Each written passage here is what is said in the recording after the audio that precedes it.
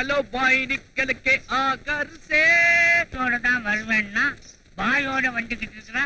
ஏய் டீ குடிச்சிட்டு தான் வருவேன்னு சொல்லி இருக்கும் போது இருக்கு. அதத்தான் வாங்கிட்டு போக வர்றான். ஏயா அறிவு இருக்குதா உங்களுக்கு? தம்பி பேய வசியப்படுத்தி பூஜாவில அடைச்சி கொண்டு வந்திருக்குது. என்னையா பாய் கதை விடுறியா? தலையாரி தலை எகிரிடும் ஜாக்கிரதை. யோ உண்மையிலேயே உள்ள பேய்தான். எங்கே எடுத்து விட்டு பார்க்கலாம். எடுத்து விட்டா அறகுறையா நிக்கும் சுவாமி. பரவாயில்லையா? அட அப்படித்தாப்பா நிக்கணும். எடுத்து விடுப்பா. பாய் தரக்கட்டுமா? ஜிங்கா ஜிங்கா பூம்பா.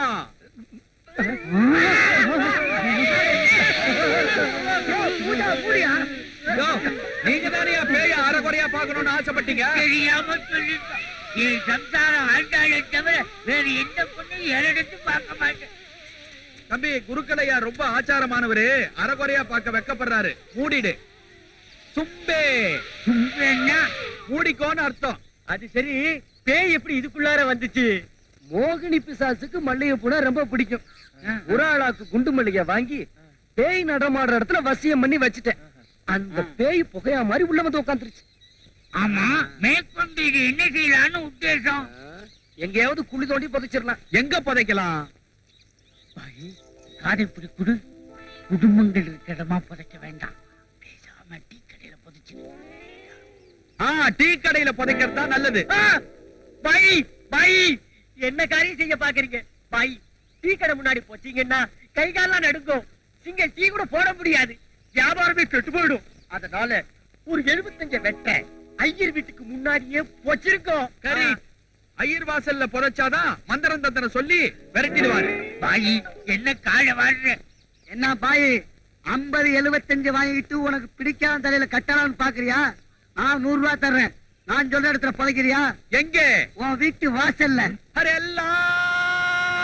இன்னும் என்னையா தலையை சுத்தி ஆத்துல தூக்கி எறியாம உங்களுடைய சொந்த விரோதத்தை எல்லாம் இதுல காட்ட நினைக்கிறியா? சரி சரி விடுங்க பாய். இது எங்கேயாவது ஊருக்கு வெளியே கொண்டு போய் போட்டுருவா. வாங்க. ஏற்பா வண்டியில. உங்க வண்டியிலயா? நடக்கிறதே மேல். நம்பி ஏற்பா. ஹாய், பூஜாவில சாம்பிராணி அடைச்சிக்கிட்டு வந்து பேயினா ஏமாத்துறீங்க. தம்பி இன்னைக்கு சாம்பிராணி புகைய பேயின்னு சொல்லலன்னா ஜனங்கள்லாம் பூதமா மாறி இருப்பாங்க. அது சரி, நெஜ பேய் என்னாச்சு? நேத்து பார்த்ததோட சரி, அதுக்கப்புறம் நான் பார்க்கவே முடியல. இந்த பேய் பிடிக்கிற வேலைகள்லாம் விட்டுட்டு கொஞ்சம் புண்ணியமான வேலைகளை செய்வோம் வா.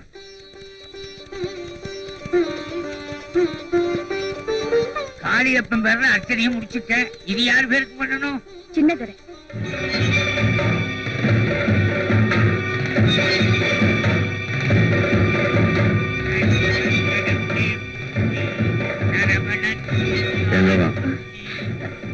நீங்க இங்க அர்ச்சனை பண்ண சின்னதர பேரை சொன்னியே அப்பவே.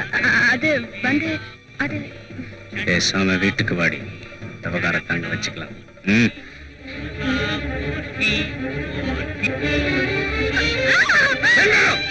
யாரு சின்னதர? சொல்ல மாட்டேன். சொல்லி சொல்லல. இப்ப நான் இங்கே கொலை பண்ணி சாவடிச்சிருவேன். சொல்றேங்க. நீங்க பழிக்கு பழி வாங்கணும்னு நினைக்கிறீங்க. அவர்தான். நீ அர்ச்சனை பண்ற அளவுக்கு உனக்கு அவனுக்கு என்னடி தொடர்பு? களி விடப்பா. களி விடு. இது பாருங்க, இது புருஷன் பொண்டாட்டி விவகாரம். இதுல தலையிட உங்களுக்கு உரிமை இல்ல. நீங்க அவருக்கு சிநேகிதர் தான். அதெல்லாம் வாசப்படிக்கு அந்த பக்கம் போக வெளியே. மன்னிச்சிருமா.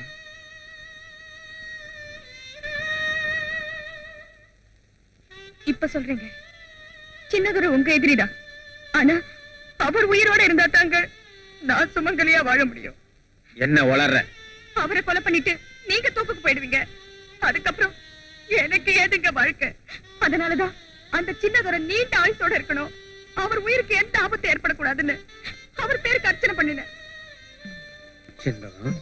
ஆமாங்க, உங்க மனசை மாத்த நான் செய்யற எந்த முயற்சிக்கும் பலன் இருக்காதுன்னு நம்ம முதலரவனுக்கே நான் முடிவு பண்ணிட்டேன். கணவனை நம்ப முடியாத மனைவி கடவுளைத்தானே நம்பி ஆகணும். செண்பகம், விரோதிக்காக வேண்டிக்கிட்டேன் ஆத்திரப்பட்டேன வழிய அதனுடைய அர்த்தத்தை புரிஞ்சுக்காம போயிட்டமா. என்ன மன்னிச்சிடுமா.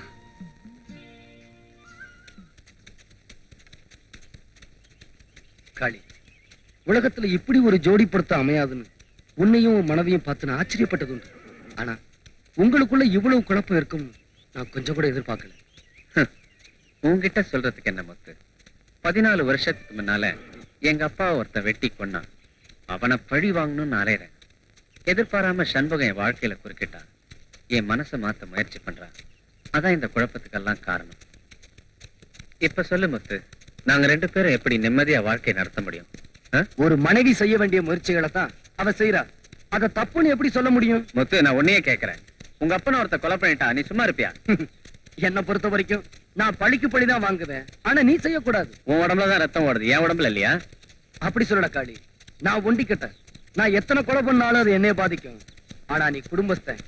உனக்கு ஏதாவது பாதிப்பு ஏற்பட்டா உன்னை நம்பி வந்திருக்கிற ஒரு நல்ல பொண்ணையும் பாதிக்கும்னு சொன்னேன். அதுக்காக அவனை மன்னிச்சிட சொல்றியா? நான் அப்படியே சொல்லல. உங்க அப்பா ஒருத்தன் கொலை செய்யவே துணிஞ்சிருக்கானா அதுக்கு ஏன் ஒரு நியாயமான காரணம் இருக்க முடியாது? அப்படின்னா உங்க அப்பா ஒரு குற்றவாளியா இருந்து அவன் அதுக்கு கொடுத்த ஒரு நியாயமான தண்டனை அது ஏன் இருக்கு? எங்க அப்பாவை குற்றவாளின்னு உன்னை தவிர வேற எவனாவது சொல்லியிருந்தானா இங்க ஒரு கொலையை விழுந்திருக்கும்.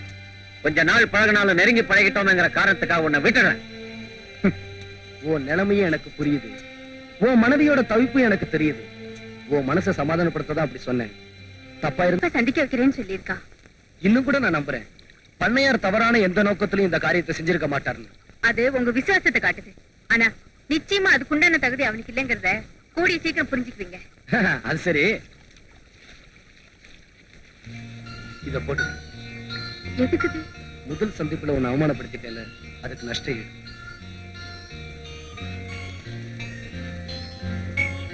என்ன பாக்குற? இதுல என் புது வாழ்க்கையை பாக்குறேன்.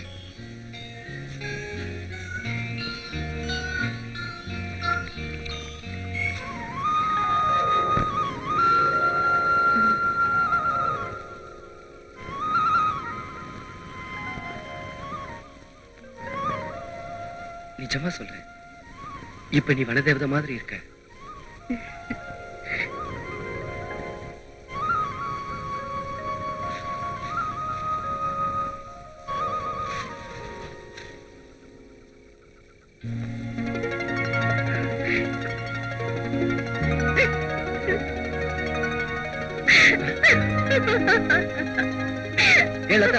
என்னாச்சு உனக்கு?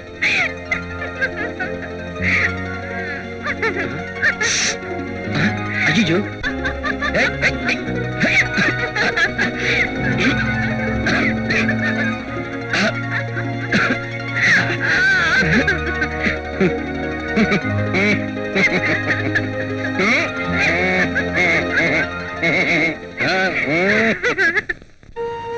போன வருஷத்தை விட இந்த வருஷம் நம்ம ஊரு திருவிழாவை சிறப்பா நடத்தணும்னு சொல்றீங்க. நடத்திடுவோம். அதுக்கு அவங்க அபிப்பிராயத்தை சொல்லுங்க. ஐயா உத்தரவு கொடுத்தீங்கன்னா வசதி பண்ண சொல்லலாம். திருவிழா களைகட்டிடும். எந்த வசந்த கோக்கிலாம்? அதான் நம்ம தாசி அபரஞ்சி படத்துல ஆயிட்டு கொடுத்தவங்க. முந்தானாத்து தான் நம்ம ஊர் டூரிங் சினிமாவில பார்த்தேன். அவங்க ஆக்ட பார்த்து அப்படியே அசந்துட்டேன். அரே அல்லா, தாசி அபரஞ்சி படம் வெளிவந்து 30 வருஷம் ஆச்சு. அந்த அம்மா அதுல நடிக்கிறப்போ 33 வயசு. ஆக இப்ப 63 வயசு பல்லே இருக்காது. பொக்கவாய் கேள்வியை கொண்டு வந்து மேடையில வெத்தலை பாக்க உரல்ல போட்டு இடிக்க சொல்றீங்களா? உண்மை. பண்ணையார் உத்தரவு கொடுத்தீங்கன்னா 40 வருஷத்துக்கு முன்னால ஹரிச்சந்திரா நாடகத்துல சக்குபோய்னு ஒருத்தி நடிச்சா.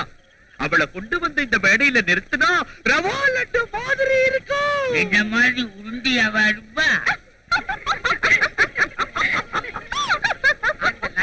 பேரு உதுக்கே தின்னுட்டு இருப்பாங்க.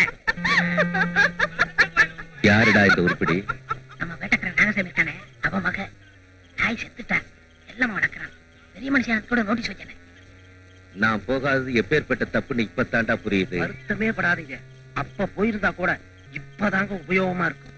நாகசாமி சுட்டு தர்ற புறாவை சூப்பு வச்சு குடிச்சிட்டு அவன் பெத்த பொண்ணோட சந்தோஷமா இருந்தா ஜென்மமே சாபல்யமாயிடும்.